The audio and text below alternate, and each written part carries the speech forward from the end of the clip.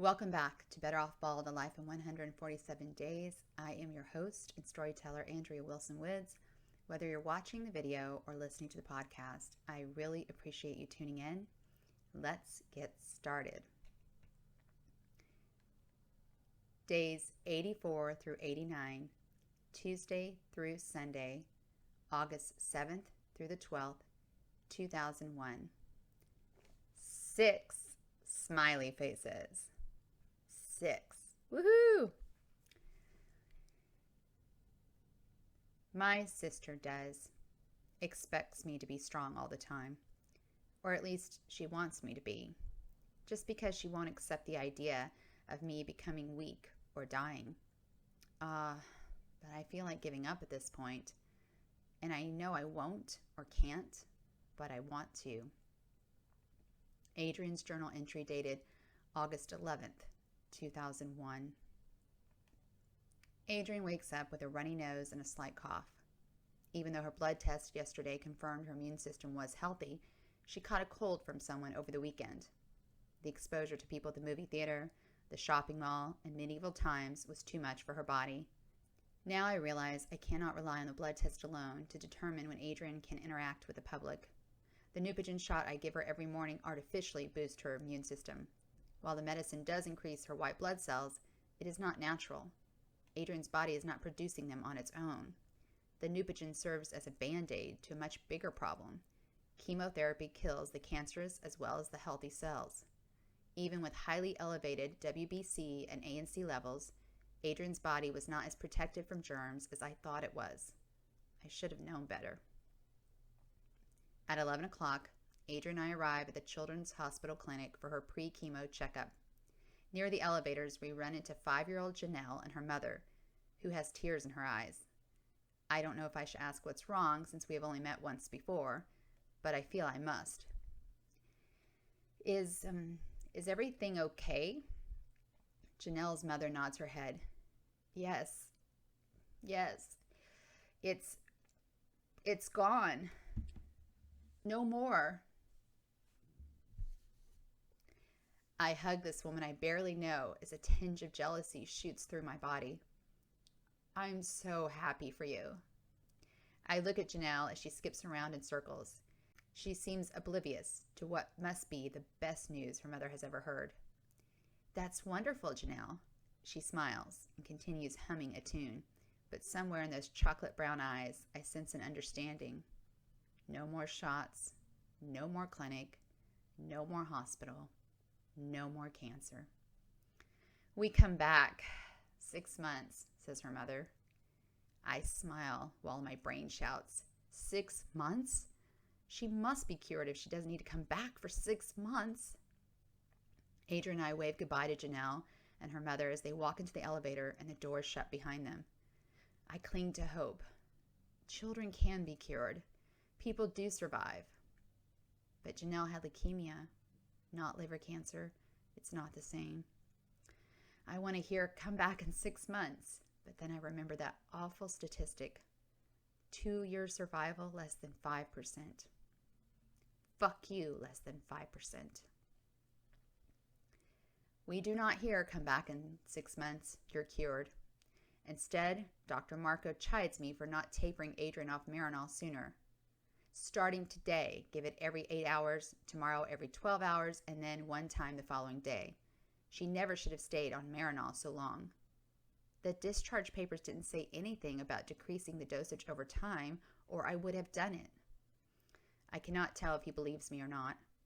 I wish I had those papers with me so I can prove either he didn't order the drug to be tapered off or someone made a mistake doing the paperwork. I didn't do anything wrong. I agreed to reduce the Marinol and wonder how it will affect Adrian's appetite. Her weight is holding at 125 pounds, 18 pounds less than before. I do the math in my head. On average, Adrian is losing 1.5 pounds per week. I wonder why no one seems concerned about that number. When I express my concerns about her weight, Adrian changes the subject. Sort of. Speaking of Marinol, Adrian says, Dr. Marco, can I have a new kitten? He's half Bombay and half Siamese and all black with 6 toes on every foot, and he's mellow. I named him Marinol. Isn't that cool? Please? come on, say no. I can't take on another responsibility.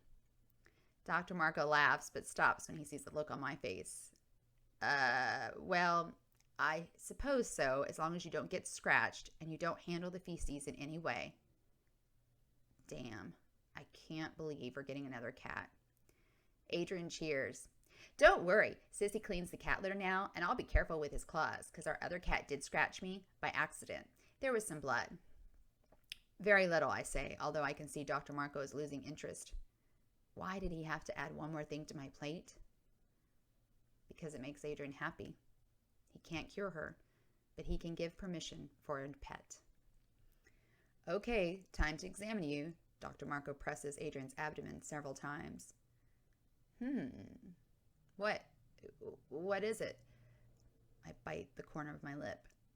Well, don't get too excited, but the liver feels smaller horizontally now. But that's based solely on my touch. The CAT scan after the next round of chemotherapy will tell us more. I feel hopeful. Adrian's liver is smaller? Maybe? Possibly? Doctors hate using definitive terms. Any news about her AFP? 1.4 million, Dr. Marco replies with a straight face. Great. We're back to where we started, from 1.4 to 2 to 1.7 to 1.4 again. Dr. Marco agrees Adrian has a cold, but her lungs are clear, no signs of pneumonia. He warns Adrian. Remember, I know, Adrian sighs, be careful. Right. You can blow your nose, but not too hard. We can't have a nosebleed. I know what he's really saying. The bleeding might not stop with her platelets down to 69,000. What about the coughing? Her lungs are clear, so I'm not worried. But she's coughing up green mucus. I wish Adrian could demonstrate on demand. This situation reminds me of when I take my car to the shop because it's making a noise, only it stops once I get there. If she can't stop, coughing that is, call me. I wanted to start the next round of chemotherapy on Thursday. Adrian's jaw drops. But her platelets are still too low. Oh, good. We just got out of this place. If all goes well, we'll begin on Monday. Dr. Marco doesn't see Adrian smile as he walks out. We don't want her platelets to be low, of course, but he just bought us more time at home. Hey, kiddo, you're getting your kitten. You won. The corners of her mouth turn upward, and I see teeth. Yep, told ya. When can you pick up Marinol, Sissy? She asked. On Friday, he's available for adoption. I'll go as soon as they open. In case she got her way, I memorized the date, Friday, August 10th. I will go to the shelter and bring Ebony's twin home. The next 2 days trudge by as Adrian waits for her new kitten, and I try to balance her meds, ride the seesaw. As I taper off the Marinol, Adrian's nausea increases, and she vomits what little she eats. Juice, top ramen, and sometimes crackers. I give her Zofran for the nausea, even though we both know it doesn't work for her as well as Marinol. I eliminate the hepatic cleanse in her evening smoothie when I realize she wakes up 2 mornings in a row feeling ill. She continues drinking the morning smoothie since it is the only nutrients she can keep down, and it doesn't make her feel any worse or better. Adrian suffers from severe headaches, but her liver stops hurting, so I decrease the Dilaudid. As a result, I worry less about constipation now. Every day has a happy face, signifying one bowel movement. With every small victory, there seems to be a setback. With less Marinol in her system, Adrian is more awake and now has insomnia, which allows her to spend more time reading. She has a book report due at the end of the summer for her honors English class. Except for the emails exchanged between Adrian's teachers and me, she and I haven't talked about school much. However, with back-to-school commercials blaring from the television, we cannot ignore the topic forever. I have no idea how we're going to manage school, but we will figure it out. But not now. Maybe after chemo. The night before I am supposed to pick up Marinol at the shelter, Adrian calls me into her room. John is already there doing hand duty. Adrian wants to talk. She asks questions about the past, about our mother, our grandparents, and even her father. What was she like, Sissy, before she was sick? I think before answering. I conjure up early memories of our mother, and I remember a picture my father must have taken when I was 7 or 8, before the divorce, long before Adrian. My mother, brother, and I were playing on the front lawn of our house in Arkansas. Aiden and I were laughing as Mother tickled us. Her long, straight auburn hair whipped through the air as she smiled. I love that photo because it is proof our mother was once a happy person. Adrian never knew that woman. I'm going to tell you what I know and what I think, okay? Adrian nods and squeezes John's hand. I lie down next to her on her bed. There was a time when Mother wasn't sick, and by sick I mean an addict. She was never a PTA mom, but she supported everything Aiden and I wanted to do. She drove us to his karate and my dance lessons. Before the divorce, during the summer, we spent every weekend swimming in the public pool at Bangaran Park, in the giant pool at Lake Fort Smith, or at Kerr Lake in Oklahoma. I stop and look at Adrian. Her eyes resemble the pools of water I am talking about, but she nods for me to go on. According to my dad, Mother started taking diet pills when I was about 8 years old, and her increasing addiction to them is what ended their marriage. She also brought home pills from the hospital, dozens of bottles. After working all night, she would empty her pockets in the morning and dump alcohol pads, scissors, surgical tape, syringes, and vials into what we called the junk drawer. Adrian interrupts me. I remember that stuff. She gave me vitamin shots. They made me sleepy. I cringe as the image of little Adrian, the drunken sailor, flashes through my mind. God damn you, Mother. How many times did you drug her as a child? She gave me a flu shot once too, but I never let her do it again because it hurt too much. You know, I thought it was normal that our house looked like a pharmacy, but I didn't know any better.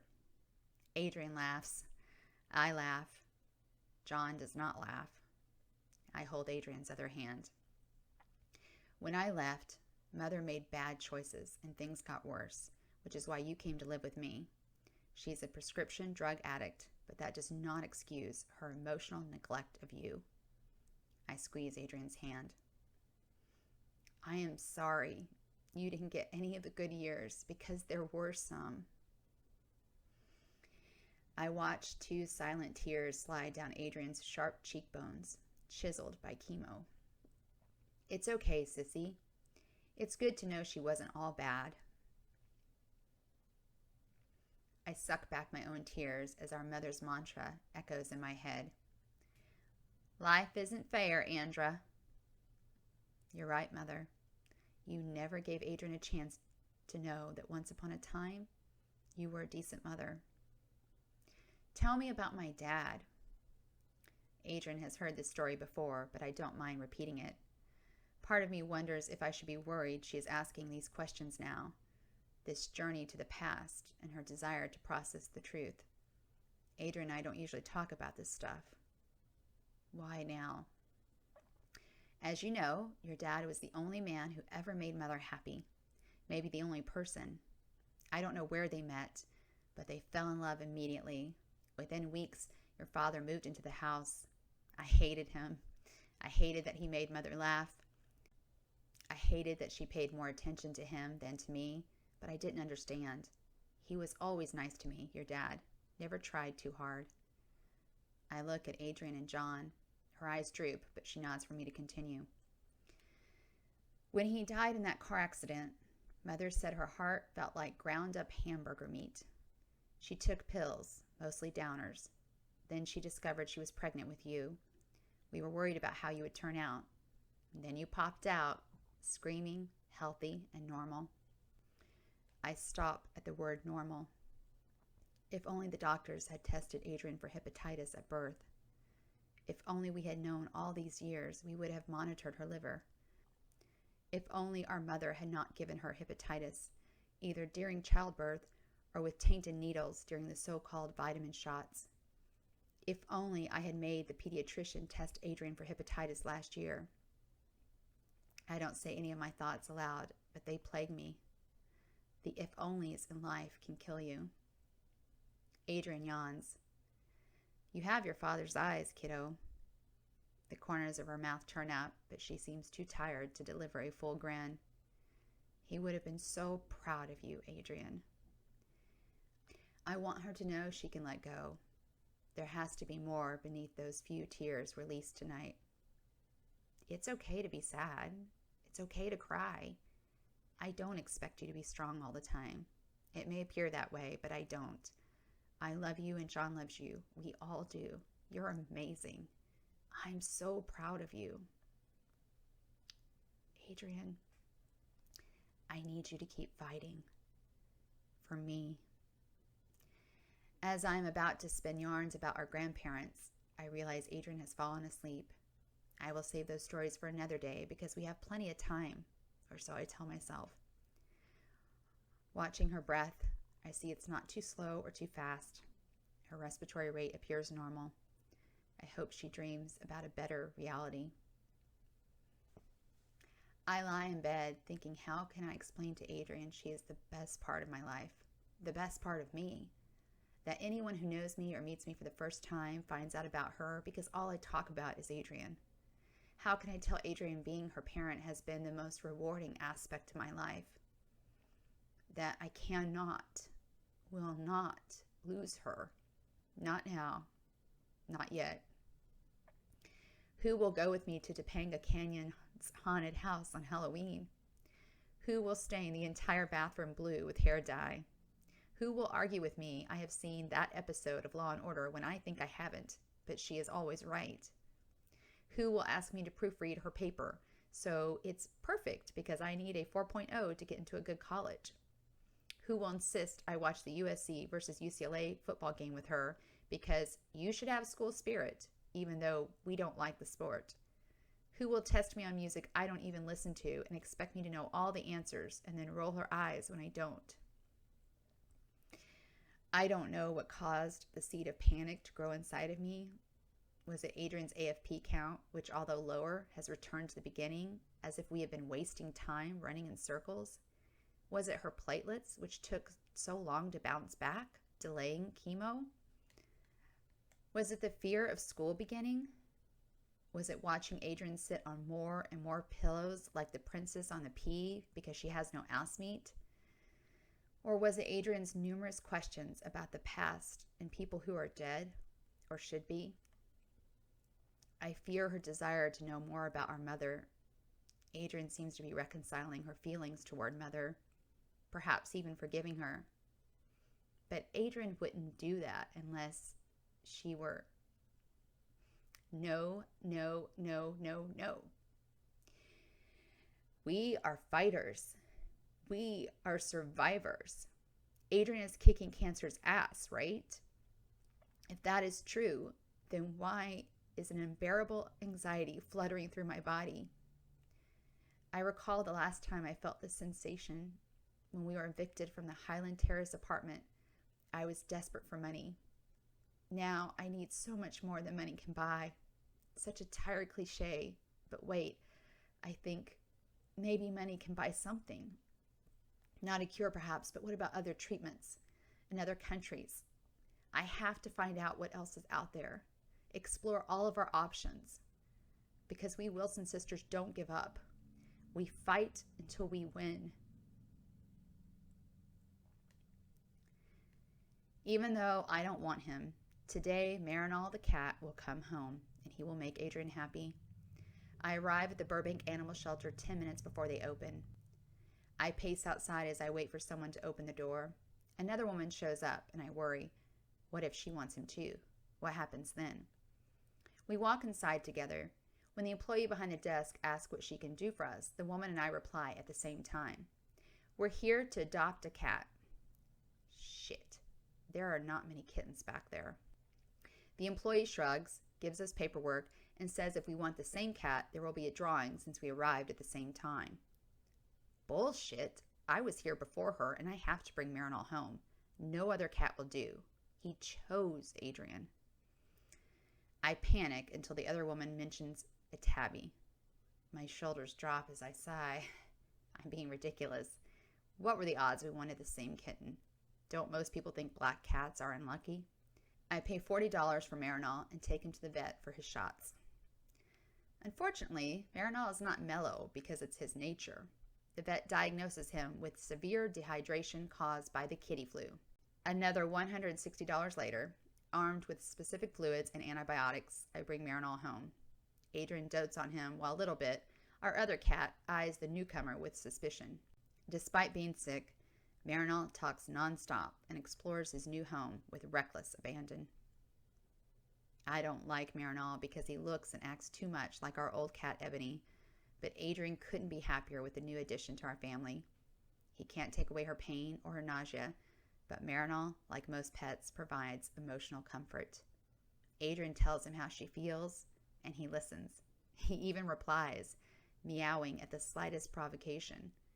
Watching them together, I know getting him was the right thing to do, even if I am reluctant to accept him.